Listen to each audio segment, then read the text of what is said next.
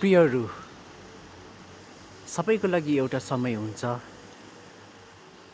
भेट्ने एउटा समय हुन्छ, छुटिने एउटा समय हुन्छ र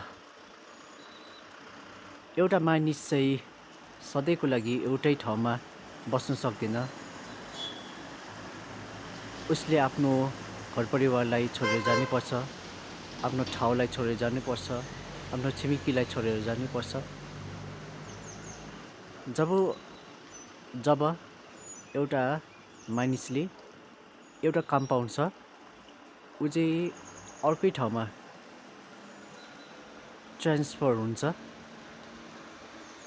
र गएपछि चाहिँ उसले आफ्नो परिवारलाई, आफ्नो ठाउँ, छिमेकीहरूलाई सबैलाई छोडेर जानुपर्छ।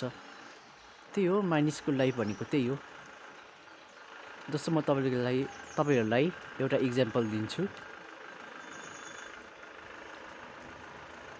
एउटा खोला चाहिँ बगिरहेको छ, तर तपाईँ देख्नु भएको छ त्यो खोला चाहिँ अगाडि बढेको छ, तर त्यो खोला चाहिँ कहिले पनि पछि चाहिँ गएको छैन। त्यो कहिले पनि फर्केर आउँदैन। त्यो खोला चाहिँ जहिले पनि अगाडि बढेको हुन्छ।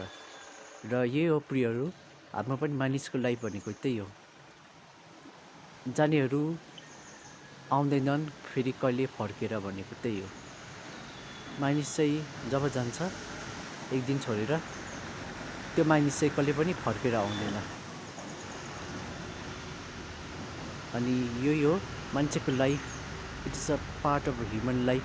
It is a most important thing in the human life. र यही हामीले बुझ्नुपर्छ हाम्रो जीवनमा, हाम्रो लाइफमा यही बुझ्नुपर्छ। हुन्छ, थ्याङ्क यू।